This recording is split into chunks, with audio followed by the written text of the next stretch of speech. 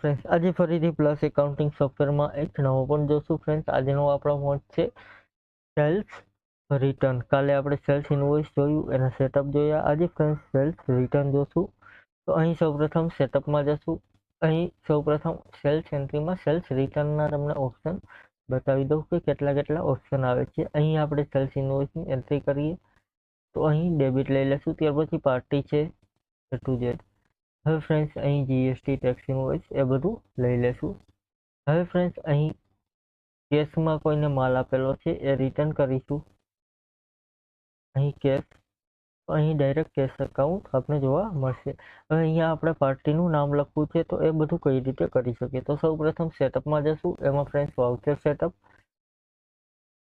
એમાં સેલ્સ રિટર્નમાં આજે આપણે એન્ટ્રીનો આખો પણ જોશું. અહીં ફ્રેન્ડ્સ ડેબિટ ઇનવોઇસ ડિફોલ્ટ છે તો યસ કરી દેશું. અહીં કેશ પાર્ટી રિક્વાયર્ડ યસ કરી દેશું. અહીં ડિટેલ્સ આવી જશે. ત્યાર પછી કેશ પાર્ટીની ડિટેલ્સ છે એ એડ કરવાની રહેશે. તમારે બધી ડિટેલ્સ જોતી હોય તો અહીંથી સિલેક્ટ કરવાનું રહેશે. અહીં જે પાર્ટીની રિક્વાયર્ડ જોતી હોય એ તમારે એડ કરવાની રહેશે. Cash party name, city, address, pincode, mobile number, GST number અથવા તો પાન નંબર, આધાર નંબર જે તમારે જોતું હોય એડ કરવાનું રહેશે. ટેબ આપી દેશો.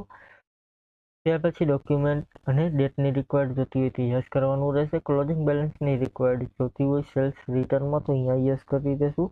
ત્યાર પછી નરેશનમાં આપણે બૂથ રાખીશું, એટલે કે 2 નરેશન આપણે સેલ્સ ઇનવોઇસમાં એ જોયું નહોતું તો એ સેલ્સ રિટર્નમાં જોશું. ત્યાર પછી રિક્વાયર્ડ ઓટો નરેશન હેલ્પ, અહીં રિક્વાયર્ડ ઓટો નરેશન આપણે પરચેસ અથવા તો પરચેસ રિટર્નમાં જોશું. ત્યાર પછી વાઉચર વેલિડેશન એક્સપ્રેશન છે, એની કાંઈ આપણે એટલી જરૂર નથી. ત્યાર પછી સેલ્સ રિટર્નમાં તમારે ફ્રી ક્વોન્ટિટીની ઇફેક્ટ આપી છે તો અહીં યસ કરી દેશો. અત્યારે આપણે નો રાખી દેશું કારણ કે એ સેલ્સ ઇનવોઇસમાં જોયું.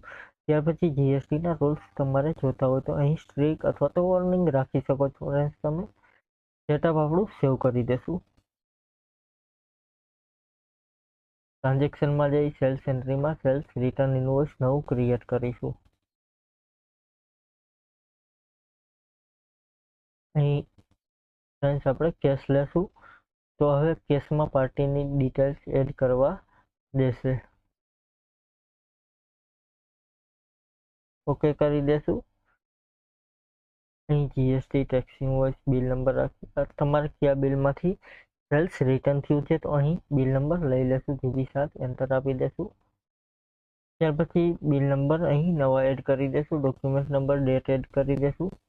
અહીં પ્રોડક્ટ હતી એચપીનું મોનિટર, ટેબ આપીશું. 12 પ્રોડક્ટ હતી, એમાંથી તમે કેટલી પ્રોડક્ટ રિટર્ન કરેલી છે અહીં તમે 5 પ્રોડક્ટ રિટર્ન કરેલી છે તો 5 પ્રોડક્ટ આપણે ચડાવી દેશું. એન્ટર આપી દેશું. અહીં ડ્રાઈવર રેન્ટ કંઈ જોતું હોય તો એ લઈ લેશું. ઓકે કરી દેશું. ટેબ આપીને બિલ આપણું સેવ કરી દેશું. આ રીતે ફ્રેન્ડ્સ સેલ્સ ઇનવોઇસમાં એન્ટ્રીનું સેટઅપ થશે. કાલે ફ્રેન્ડ્સ આપણે સેલ્સ ઇનવોઇસમાં પ્રોડક્ટનું સેટઅપ જોશું. Thank you. આજનો પણ અહીં પૂરો કરીએ. ફરીથી કાલે નવો પણ જોશું. Thank you.